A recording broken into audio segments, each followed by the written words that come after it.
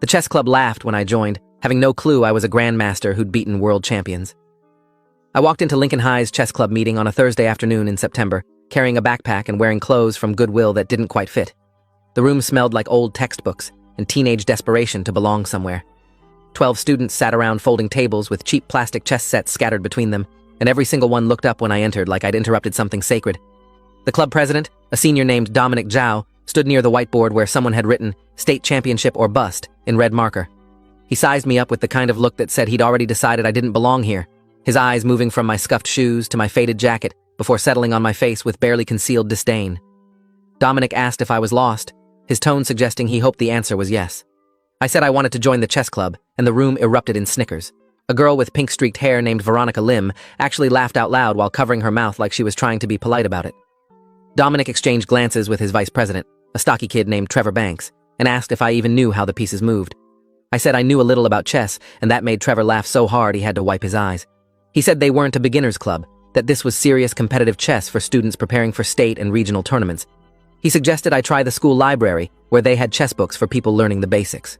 I stood there letting them have their moment, because I'd learned over the past 3 months that explaining who I really was only made things harder. My name was Alexei Volkov, and I'd earned my grandmaster title at 14 after beating 3 world champions in tournament play across Europe. I'd competed in 12 countries, studied under Viktor Kovalenko himself, and had been ranked in the top 50 players globally by the time I was 16. But those credentials belonged to a different life, one that ended when my father got arrested for embezzlement and my mother moved us to this small Oregon town where nobody had ever heard of me, and I intended to keep it that way. The last thing I needed was the attention that came with people knowing I'd been a chess prodigy, because that attention had destroyed everything once before. Dominic said I could stay and watch if I promised not to distract the actual members. He pointed to a chair in the corner near the dusty trophy case that held exactly 3 tarnished awards from decades ago. I sat down and pulled out a notebook, pretending to do homework while watching them set up their games. Veronica played against a freshman named Kevin Park, who clearly idolized her based on how nervous he looked every time she spoke. Trevor challenged another senior named Aisha Rahman to what he called a grudge match from some previous game that hadn't gone his way. Dominic moved between tables offering advice in a voice loud enough to make sure everyone heard how knowledgeable he was about chess theory and strategy. Their games were mediocre at best. Kevin played scared, making defensive moves that any decent player would exploit within 10 moves. Veronica had memorized some openings, but clearly didn't understand the underlying principles because she kept forcing book moves even when the position called for something else. Trevor played aggressively, but with no real plan, just pushing pieces forward and hoping something worked. Aisha was actually competent, probably the best player in the room, but she kept second-guessing herself and missing obvious tactical opportunities. Dominic's advice was textbook stuff that showed he'd read about chess without really understanding it at a deep level. Watching them was like watching someone who'd learned to cook from reading recipes but had never developed actual culinary intuition. After 30 minutes, Dominic noticed me watching and asked if I understood what was happening in the games. I said it looked like standard positional play, and Trevor snorted with laughter. He explained in a condescending voice that they were actually employing advanced strategic concepts that would be way over my head. Veronica added that chess at their level required years of study and practice that someone like me probably couldn't appreciate. I nodded and went back to my notebook, writing down the position from Aisha's game and mentally calculating the forced mate in 7 moves that she was missing. Trevor's game would be over in 4 moves if his opponent saw the knight fork that was coming. Dominic was currently advising Kevin to make a move that would lose his queen in 3 moves. I wrote it all down and said nothing. The meeting ended with Dominic announcing that the regional qualifier was in 6 weeks and everyone needed to practice daily if they wanted to have a chance. He said Lincoln High hadn't sent anyone to state finals in 8 years, and this was their year to change that. Everyone nodded solemnly, like he'd just delivered a presidential address. As people packed up, Veronica noticed me still sitting there and asked if I'd be coming back. I said probably, and she exchanged a look with Trevor that clearly communicated they thought that was unfortunate. Dominic told me that if I wanted to join officially, I'd need to pay the $20 club dues and commit to attending all meetings and practice sessions. I said I'd think about it and left before anyone could ask more questions. My mom picked me up in our 15-year-old Toyota that barely ran, and she asked how my first day at chess club went. I said it was fine, and she caught the tone in my voice that meant it definitely wasn't fine.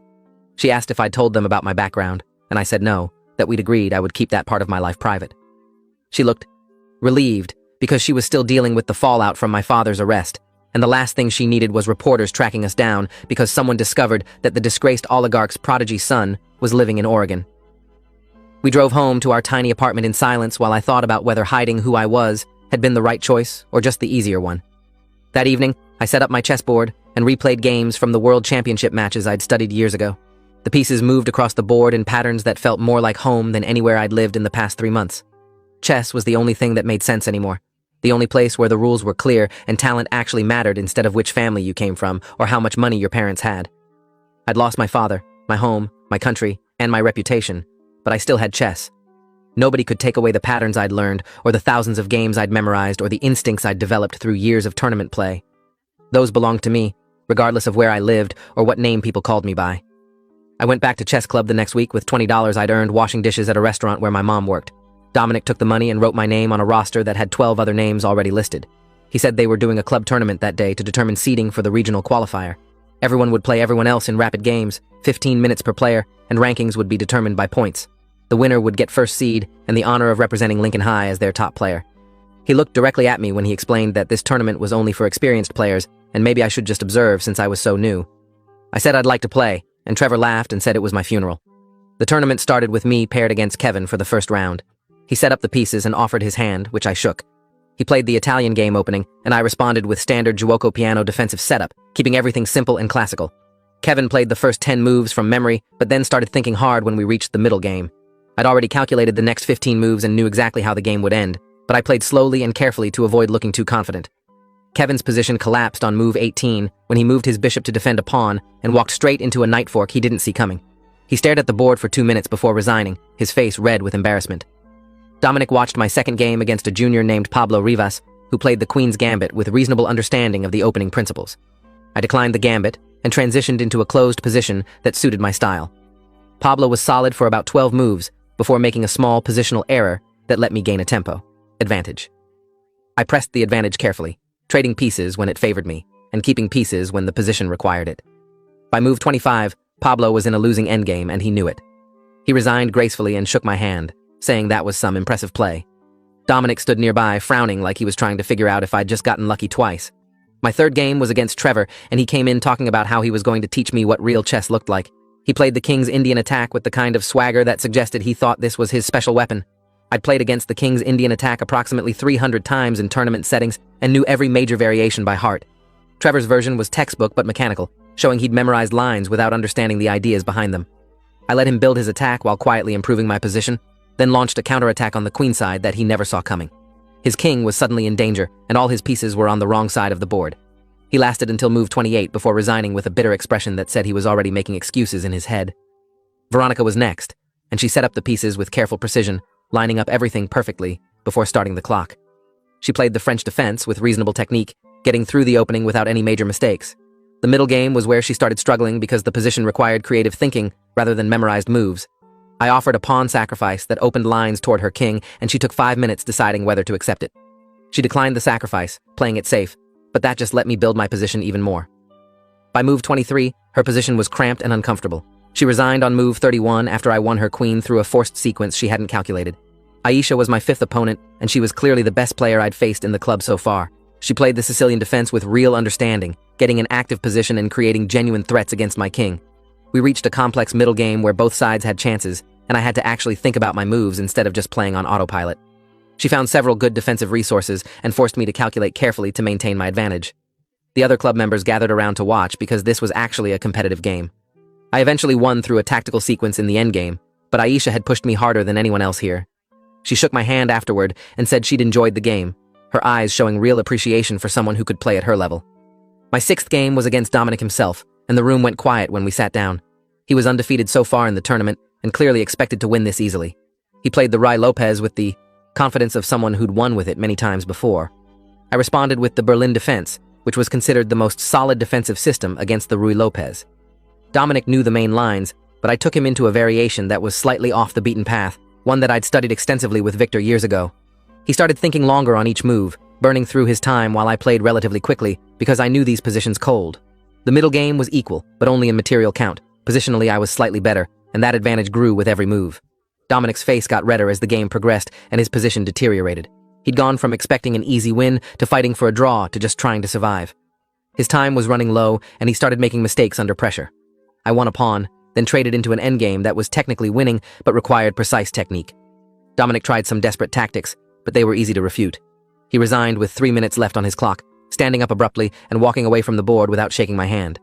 Trevor asked where I'd learned to play like that, and I said I'd practiced a lot at my old school. Veronica looked suspicious and asked what school that was. I said it was in Europe and changed the subject by saying I needed to get to my next game. By the end of the tournament, I'd won all 12 games without losing a single one. The final standings had me at the top with 12 points, Aisha second with 9 points, and Dominic third with 8 points. The room was completely silent as Dominic wrote the results on the whiteboard, his hand shaking slightly with what I assumed was anger. Trevor said there was no way someone who just joined the club could be that good and demanded to know who I really was. Veronica pulled out her phone and started searching my name, but found nothing, because Alexei Volkov was too common a name, and my competitive chess history was buried under privacy settings my mother had paid a lawyer to implement after my father's arrest. Dominic called an emergency club meeting after everyone left except the core members. He said they needed to discuss whether I should be allowed to compete for Lincoln High at the regionals.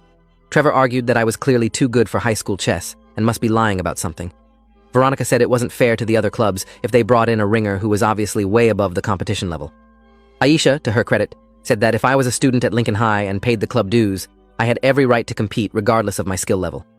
Pablo agreed with Aisha and said they should be happy to have a strong player on their team instead of trying to exclude him. The debate went on for 20 minutes before Dominic finally said they'd vote on it. The vote was 6-4 in favor of letting me compete, with Dominic, Trevor, Veronica, and Kevin voting against me. Dominic said the decision was made, but I'd need to prove I was actually a Lincoln High student by showing my enrollment papers at the next meeting. He said it in a way that suggested he hoped I wouldn't be able to produce them. I said that was fine, and left, while hearing Trevor mutter that something about me didn't add up. I walked to the parking lot where my mom was waiting and told her that the club had voted to let me compete, but some of them were suspicious. She asked if I was sure this was a good idea, and I said chess was the only thing I had left from my old life, and I wasn't going to let it go. The next week, I brought my enrollment documents, and Dominic examined them like he was looking for forgeries. He finally admitted they looked legitimate and filed them in the club folder with obvious disappointment. He announced that the regional qualifier was in 3 weeks, and we'd be sending our top 6 players based on the club rankings. He'd be going as club president regardless of his ranking, which seemed like an abuse of power, but nobody challenged it. The practice schedule intensified to 3 times a week plus weekend sessions. During practices, Dominic separated me from the other strong players and paired me with beginners, saying I needed to help develop the weaker members. It was obviously intended to prevent me from getting quality practice, but I didn't argue. 2 weeks before regionals, a man in an expensive suit showed up at our apartment. He introduced himself as Lawrence Finch, a private investigator hired by my father's former business partners. He said they'd tracked us to Oregon and wanted to know if I'd be willing to testify about my father's business dealings. I said I'd been 14 when my father was arrested and knew nothing about his business. Finch said that wasn't what they'd heard, that there were records suggesting I'd been present at meetings and had access to financial documents. He handed my mother a subpoena, requiring me to appear for a deposition in 2 weeks, the exact same day as the regional chess qualifier. My mother went pale and told him to leave. After he left, she started crying and said she'd known this would happen eventually. I told my mom I wouldn't testify because I genuinely didn't know anything useful, and also because I suspected my father's partners were trying to use me to shift blame onto him for things they'd all done together. She called her lawyer, who confirmed that the subpoena was real, but said we could try to delay it since I was a minor and the case was complicated. The lawyer said it would cost money we didn't have, but he'd see what he could do. I asked about the chess tournament, and he said I'd probably have to choose between testifying and competing. My mom looked at me with exhausted eyes and said we'd figure something out, but I could see she didn't actually believe that. At the next chess practice, I played poorly because my mind was on the subpoena and what it might mean. Dominic noticed and made a comment about how I was showing my true colors now that the pressure was on. Trevor said maybe I'd just gotten lucky in the club tournament, and this was my actual level. I lost a practice game to Aisha because I blundered a piece in the middle game while thinking about lawyers and depositions. She asked afterward if I was okay, and I said I was fine, just having an off day. She didn't look convinced but didn't push it. That evening, I got a text from an unknown number saying, "We know who you really are," with a link to an archived news article about my father's arrest that mentioned me by name as his son. The article was in Russian, but had been translated using automated software that made it barely readable. It described my father as a chess-obsessed oligarch who'd pushed his son to become a grandmaster while secretly embezzling millions from his business partners.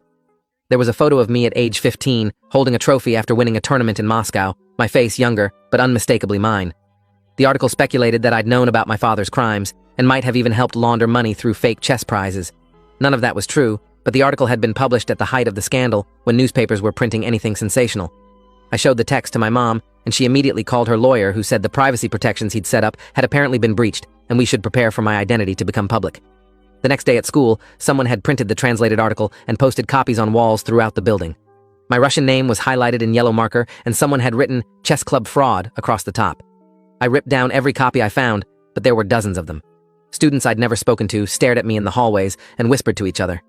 By lunch, everyone knew that the quiet kid who'd joined chess club was actually some disgraced Russian grandmaster whose father was in prison. Dominic found me in the cafeteria and said we needed to talk immediately. He looked angrier than I'd ever seen him. We met in an empty classroom with Trevor, Veronica, and the club's faculty advisor, Mr. Leopold. Dominic threw down a copy of the article and demanded to know if it was true. I said my father had been arrested, but I'd had nothing to do with his crimes, and the article's insinuations were false. Mr. Leopold asked if I was really a grandmaster, and I admitted that yes, I'd earned that title years ago. Trevor exploded and said I'd lied to everyone by not disclosing my background. Veronica said I'd been scamming the club by pretending to be a beginner when I was actually a professional player. Dominic said my presence violated the spirit of high school chess competition, and I should withdraw from the team immediately. Mr. Leopold, to his credit, said that lying by omission wasn't the same as fraud, and if I was a legitimate student at Lincoln High, I had the right to compete in sanctioned activities. He asked why I hadn't mentioned my background, and I explained that I'd wanted to leave my father's scandal behind and start fresh. I said I understood if they wanted me off the team, but I hadn't technically broken any rules. Dominic said I'd broken the most important rule, which was being honest with my teammates. He said trust was essential in a club, and I'd destroyed that trust by hiding who I was. The other members of the core group started arriving and demanded to know what was happening. Within minutes, everyone knew my secret, and the room divided between those who thought I should leave and those who thought I should stay. Aisha spoke up and said she didn't care about my past or my father's crimes. She said I was a good chess player who could help the team succeed, and that's what mattered. Pablo agreed and said my personal history wasn't relevant to my ability to represent the school. But Dominic had the majority on his side, and he called for another vote on my membership. This time, the vote was 8-4 against me remaining in the club. Mr. Leopold said he couldn't override a democratic vote of the club members, and I was officially removed from the team. I walked out of the classroom with Aisha following me into the hallway. She apologized and said this was wrong, but there was nothing she could do. I told her it was fine, and I understood. I'd expected this to happen eventually. That evening, the lawyer called and said he'd managed to delay my deposition by 2 weeks, but the judge was insisting I testify eventually.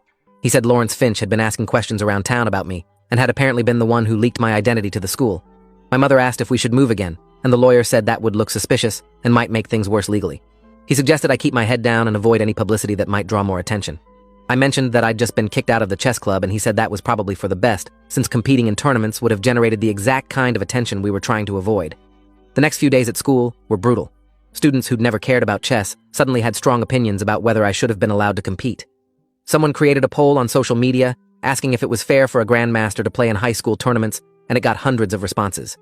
The local newspaper ran a story about the chess scandal at Lincoln High with quotes from Dominic saying I'd misrepresented myself and violated the trust of my teammates.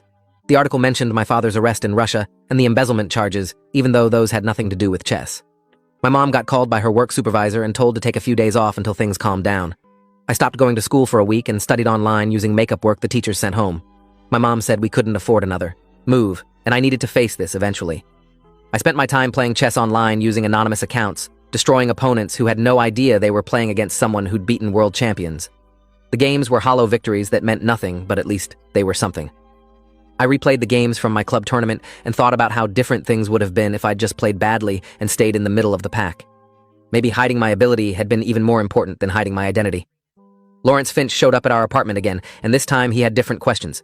He asked if I'd be interested in testifying against my father instead of for him, saying the prosecutors would offer protection and possibly even witness relocation if I cooperated. I said I had nothing to testify about because I didn't know anything, and he said everyone knew something if they looked hard enough. My mother threatened to call the police if he didn't leave, and he handed her his business card, saying the offer would remain open for another week. After he left, I told my mom I was done running from my father's mistakes, and maybe it was time to just face everything head on. The regional qualifier happened on a Saturday, and I wasn't there. Lincoln High sent their 6 players and finished in 4th place, not qualifying for state. Aisha came in 2nd place individually and earned a spot at state finals as an individual competitor. She texted me the results and said the team had missed having me there. Dominic had played terribly according to her, losing 3 of his 5 games and looking rattled the entire time. Trevor had done okay, but nothing special. She said the whole team had been dealing with questions about me, and it had affected their performance. I congratulated her on qualifying for state and asked if she wanted to practice together sometime. She said yes, and we scheduled a meeting at the public library where no one from school would see us. Aisha and I met 3 times a week at the library, playing through classical games and analyzing positions together. She was hungry to improve and absorbed everything I taught her about pawn structures, piece coordination, and long-term planning. I showed her how to calculate forcing variations and when to trust intuition versus when to calculate precisely. Her game improved noticeably within 2 weeks. She asked why I'd never mentioned being a grandmaster, and I explained that my father had used my chess success to build his reputation while secretly committing crimes. I'd wanted to separate myself from all of that and just be normal for once. She said normal was overrated, and I should be proud of what I'd accomplished. The state finals were 3 weeks away when Mr. Leopold called me at home. He said the State Chess Association had received complaints about my exclusion from the Lincoln High team and wanted to investigate whether the school had violated any regulations. Apparently, several other schools had heard about what happened and were arguing that if I'd been allowed to compete, it would have created an unfair advantage for Lincoln High. Other schools were saying the opposite, that excluding me based on my past accomplishments was discriminatory. The whole situation had turned into a political mess with coaches and administrators arguing about eligibility rules that had never been properly defined. Mr. Leopold said the association wanted to interview me about what had happened. I met with 3 officials from the State Chess Association in a conference room at the school district office. They asked about my chess background, and I gave them the complete history. Grandmaster title at 14, tournament victories against world champions, studies under Viktor Kovalenko, competition in 12 countries. They asked why I hadn't disclosed this when joining Lincoln High's club, and I explained about my father's arrest and my family's need for privacy. One official said that made sense, but another said high school sports had disclosure requirements for exactly this reason. The third official pointed out that chess wasn't technically a sport and therefore didn't fall under those same regulations. They thanked me for my time and said they'd make a decision within the week. The decision came 5 days later, in an official letter addressed to Lincoln High School. The State Chess Association had ruled that I'd been eligible to compete for Lincoln High all along, and that the club had violated my rights by voting to exclude me based on my skill level and background. However, since the regional qualifier had already happened and Lincoln High had failed to qualify as a team, the ruling was essentially symbolic. The letter went on to say that the association was establishing new guidelines requiring all high school chess clubs to disclose any players with international ratings or professional titles, but those guidelines wouldn't take effect until next season. Mr. Leopold called to tell me the news and said I was welcome to rejoin the club for next year if I wanted to. I said I'd think about it, but honestly didn't know if I wanted to be part of a group that had turned on me so quickly. Aisha called and said the ruling had caused more division in the club, with some members saying they'd been vindicated and others saying the state association was overstepping its authority. Dominic had apparently threatened to resign as president if I rejoined, and Trevor was supporting him. The club was falling apart over something that should have been simple. A student who wanted to play chess should be able to play chess, but somehow my father's crimes and my past achievements had made everything complicated. I told Aisha I was leaning toward just helping her prepare for state finals and forgetting about the rest of it. We intensified our training sessions with Aisha, now practicing 5 days a week. I taught her my opening repertoire against the most common defenses, and we worked through endgame positions that were likely to appear at the state finals. She was a fast learner and had natural tactical vision that just needed to be refined. Within a few days, she was calculating 3 moves deeper than she'd been able to before and spotting combinations I hadn't explicitly shown her. I realized she had genuine talent that had been held back by the mediocre instruction at Lincoln High. With proper coaching, she could compete at the college level or even beyond. The state finals happened in Portland at a convention center. Aisha's parents drove her up and invited me to come along since I'd been coaching her. My mom agreed to let me go, and we made the 2-hour drive in relative silence. The tournament was organized into 4 divisions by skill level, and Aisha was competing in the second highest division for advanced high school players. The room was filled with hundreds of chess players at dozens of tables, clocks ticking, pieces moving, coaches hovering nearby offering last-minute advice. I sat in the spectator area and watched Aisha play her first game against a senior from a Portland school. She executed the opening perfectly, got a comfortable middle game position, and converted a small advantage into a winning endgame. Her opponent resigned after 40 minutes, and Aisha looked over at me with a huge smile. Her second game was harder against a junior who specialized in tactical complications. The position got wild with both sides attacking each other's kings and material flying off the board. I could see Aisha calculating carefully, using the techniques I'd taught her about evaluating forcing sequences. She found a brilliant queen sacrifice that forced her opponent's king into the open and delivered checkmate within 5 moves. The room burst into applause and several coaches came over to congratulate her. One coach asked who'd taught her that combination, and she pointed at me sitting in the spectator area. The coach came over and asked if I was her private tutor. I said I was just a friend helping her prepare. Between rounds, a tall man in a suit approached me and introduced himself as Dennis Lockwood, a scout for a collegiate chess program. He said he'd been impressed by Aisha's play and wanted to know more about her coaching. I explained that I was just a student from her school who'd been helping her practice. He asked about my own playing background, and I deflected by saying I'd played casually for years. He handed me his card and said if I was interested in coaching or playing at the college level myself, he'd be interested in talking. I thanked him and put the card in my pocket, knowing I'd probably never call him, but appreciating the gesture. Aisha won her 3rd game, and then her 4th, climbing to the top of her division's standings. Other players started noticing her, and coaches were taking photos of her games to analyze later. One coach pulled me aside and said, Aisha's improvement from regional qualifiers to state finals was remarkable, and asked what kind of preparation program she'd been following. I said we'd just been working through classical games and focusing on fundamentals. He said whatever we were doing was working, and asked if I'd consider coaching his players for the summer. I said I'd think about it but didn't give him my contact information. The final round paired Aisha against a senior named Christopher Bell, who'd won the state championship 2 years in a row. He was a tall kid with glasses who carried himself with the confidence of someone who'd never lost at this level. The game started with a theoretical duel in the Najdorf Sicilian that went 20 moves deep into known theory before either player made an independent move. Christopher clearly knew his stuff and had prepared extensively. Aisha held her own, but was pushed onto the defensive as Christopher launched a kingside attack with all his pieces. I watched from the spectator area, unable to help, just hoping she'd remember the defensive techniques we'd practiced. The position got critical around move 30 when Christopher sacrificed a knight to expose Aisha's king. She had to calculate precisely to determine whether the sacrifice was sound or just a desperate attempt to create complications. I could see her hand shaking slightly as she moved the pieces on the board in her mind, checking variations. 5 minutes passed on the clock, then 8 minutes. Finally, she made her move, declining the sacrifice and offering a counter-sacrifice of her own. Christopher's eyes widened, and he spent 15 minutes calculating before accepting her piece. The position transformed into a razor-sharp endgame where both sides had winning chances. They reached a position with queens and a few pawns, where every move mattered. Christopher was down to 3 minutes, while Aisha had 5. The time pressure started affecting his play, and he made a small inaccuracy that gave Aisha a winning advantage. She didn't let him off the hook, playing quickly and accurately while Christopher burned through his remaining time, trying to find a defense that didn't exist. His clock ran out with the position hopeless, and Aisha had won the state championship. The room erupted in applause, and her parents rushed to the playing area to hug her. Christopher looked shell-shocked, staring at the board like he couldn't believe he'd lost. The award ceremony happened an hour later with Aisha receiving first place in her division and qualifying for the National High School Championship. The tournament director mentioned her incredible improvement and asked if she'd thank her coach publicly. Aisha walked to the microphone and thanked her parents, Mr. Leopold, and then said, "Most importantly, my friend Alexei, who taught me everything I know about chess."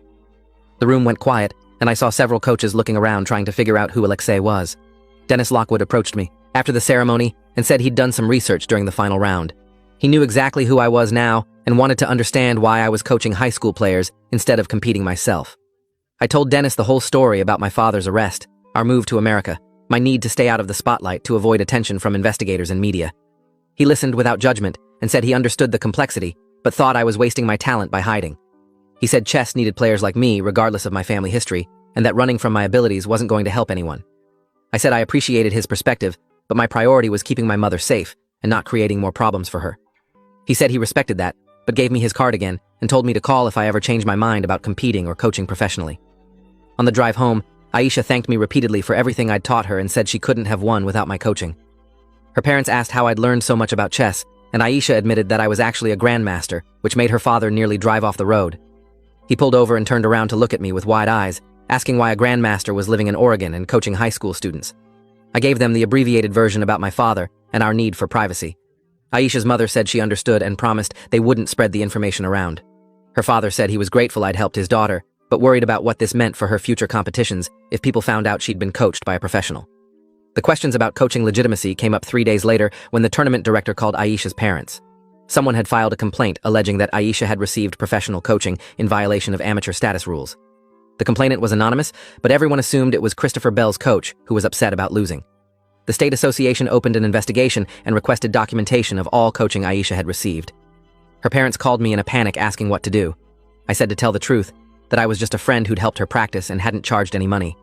The state association said that didn't matter, that coaching from a grandmaster created an unfair competitive advantage regardless of payment. The investigation took 2 weeks and generated dozens of emails between Aisha's parents, the state association, Mr. Leopold, and various officials. The fundamental question was whether a student could be penalized for receiving informal instruction from a highly skilled friend, or whether that fell under the umbrella of amateur athletics. Some officials argued that Aisha should be stripped of her title and banned from future competition. Others said that was ridiculous because there was no rule against getting help from talented people you knew personally. The debate got heated, enough that the state association scheduled a formal hearing to resolve the issue once and for all. The hearing took place at the state education office with Aisha, her parents, Mr. Leopold, and me, all sitting on one side of a long table. Across from us were 3 association officials and a lawyer representing the organization. They asked me to explain my involvement with Aisha's chess development, and I walked through the timeline of our practice sessions at the library. I emphasized that I'd never charged money, never formally advertised coaching services, and had just been helping a friend improve. The lawyer asked about my professional background, and I admitted my grandmaster status and tournament history. He then argued that my involvement gave Aisha an advantage that other students didn't have and violated the spirit of fair competition in high school chess. Aisha's father stood up and said this was absurd. He asked if students who had parents with PhDs were banned from getting help with their homework, or if students whose parents were musicians couldn't get music lessons at home. He said the state association was creating an arbitrary standard that would punish students for having talented friends or family members. Mr. Leopold added that Lincoln High's chess club had actually voted to exclude me from their team, so if anything, the school had tried to prevent this exact situation from happening. The officials looked uncomfortable and called a recess to deliberate. We waited in the hallway for 90 minutes before being called back in. The decision was split, but ultimately fell in Aisha's favor. The state association ruled that informal coaching from friends or family members was permissible regardless of their skill level, but that going forward, all coaching relationships needed to be disclosed before competition. Aisha would keep her state championship title and could compete at nationals, but she'd need to formally declare me as her coach if I continued helping her. The officials emphasized that this ruling would apply to all future cases and that they were establishing clear guidelines to prevent similar disputes. Aisha's parents were relieved and thanked everyone. As we left the building, one of the officials pulled me aside and said they knew about my situation with my father and weren't trying to make my life harder, but that fairness in competition required transparency even when transparency was uncomfortable. The national championship was scheduled for 5 weeks away in Atlanta, and Aisha asked if I'd continue coaching her. I said yes, but we needed to be smarter about it, meeting at her house instead of in public and keeping our training sessions private. Her parents agreed to host our practices and even set up a dedicated chess room with boards, computers for database research, and a whiteboard for analysis. I started coming over 4 times a week, helping Aisha prepare for the specific opponents she'd likely face at, nationals. We studied their games, identified their weaknesses, prepared customized opening systems to exploit those weaknesses.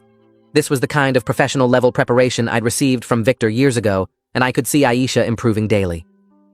2 weeks before nationals, Lawrence Finch showed up at our apartment again. This time he had a subpoena requiring my mother to testify about my father's finances. She'd been added to the witness list despite having repeatedly said she knew nothing about the business. The lawyer said the prosecutors were getting desperate because their case against my father's partners was falling apart and they needed new witnesses. My mother broke down crying and said she couldn't testify because she genuinely didn't know anything useful. I told Finch we'd see him in court and closed the door in his face. My mother said she couldn't afford to keep fighting this, and maybe it was time to just comply and get it over with. The deposition was scheduled for the same week as nationals, meaning my mother would be in legal proceedings while I was supposed to be in Atlanta coaching Aisha. She said I should go to the tournament and she'd handle the deposition alone. I said there was no way I was leaving her to face prosecutors by herself. She said my coaching was important to Aisha, and I'd already sacrificed enough because of my father's mistakes. We argued about it for 2 days before the lawyer called with unexpected news. My father had agreed to testify against his former partners in exchange for a reduced sentence, and the prosecutors no longer needed my mother or me as witnesses. The subpoenas were being withdrawn, and the investigation into our family was officially over. My mother cried with relief and said maybe we could finally start moving forward. We flew to Atlanta with Aisha and her parents, staying at a hotel near the convention center where the national championship was being held. The tournament was enormous, featuring over 300 of the best high school chess players in America competing across multiple divisions. Aisha was in the championship section for the top 50 players, a step up in competition from anything she'd faced before. I spent the days before the tournament analyzing games from her likely opponents and preparing specific strategies for each one. We studied openings, practiced endgames, discussed psychological approaches to handling pressure.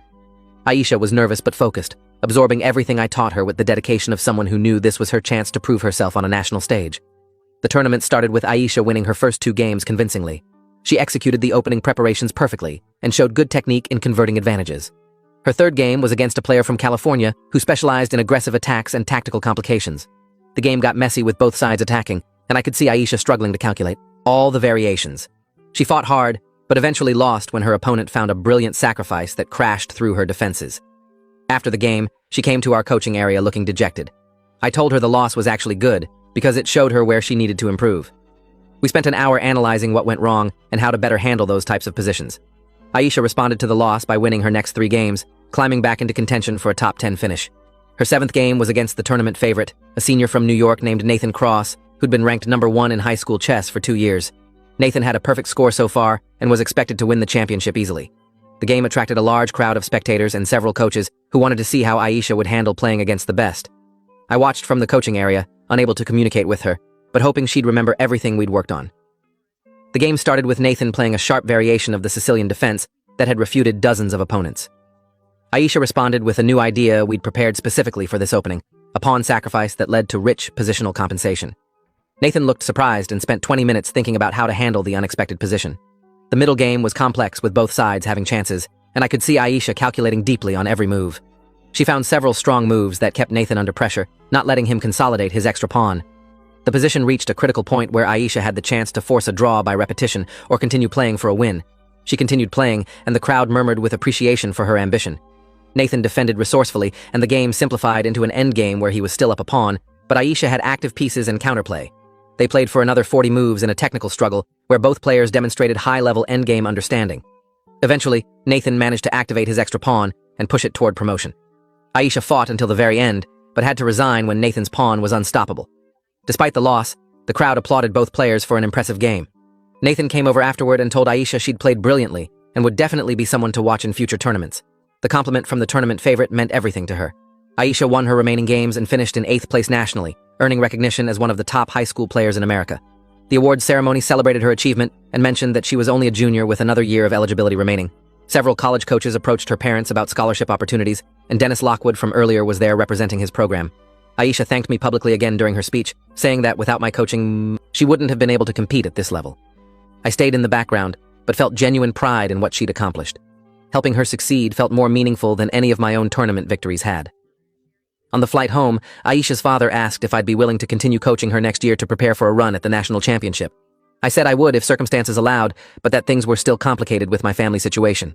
He understood, but said his daughter had real potential, and I was the one who could unlock it. Aisha said she wanted to keep improving regardless of what happened with tournaments and rankings.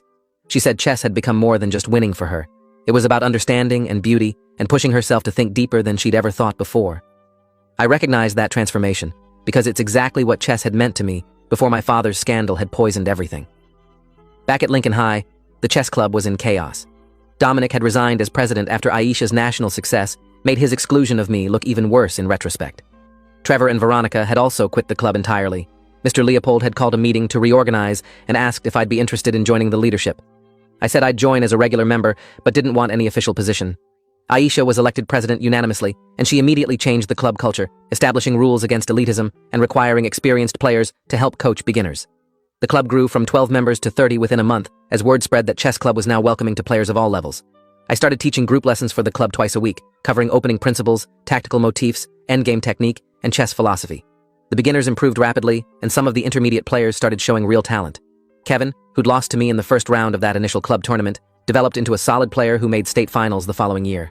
Pablo became interested in chess composition and started creating original problems that got published in chess magazines. The club went from being focused on competition to being focused on learning, and the atmosphere changed completely. People actually wanted to be there instead of just attending out of obligation. The state association contacted me in March asking if I'd be interested in coaching the state team for the national team championship. They said they'd investigated my background thoroughly and believed I'd been unfairly excluded from competition but could contribute as a coach instead. I said I'd consider it and talked it over with my mom.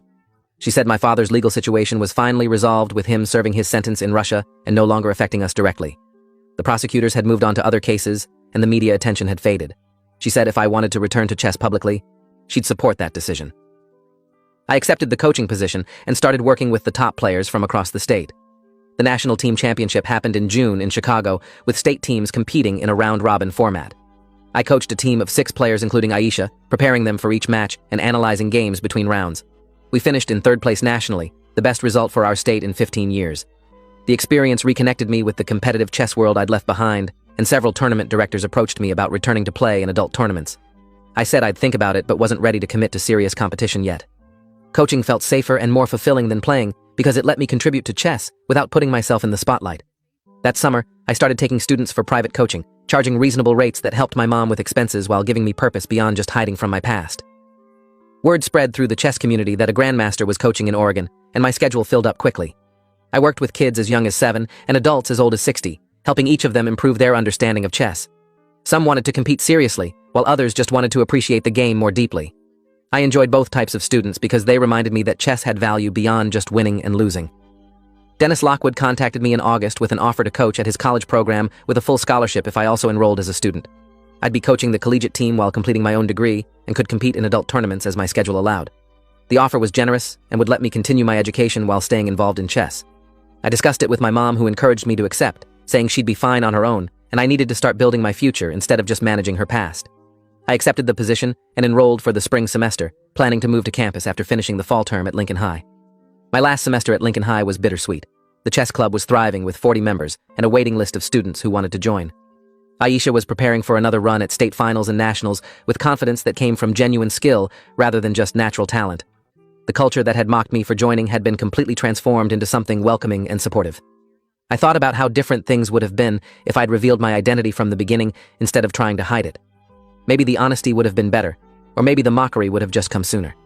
Either way, I'd learned that hiding who you are only works until someone finds out, and then you have to deal with the consequences of deception on top of whatever you were hiding in the first place. If you enjoyed this, you'll definitely want to see the next ones too. So subscribe now and let me know your take in the comments.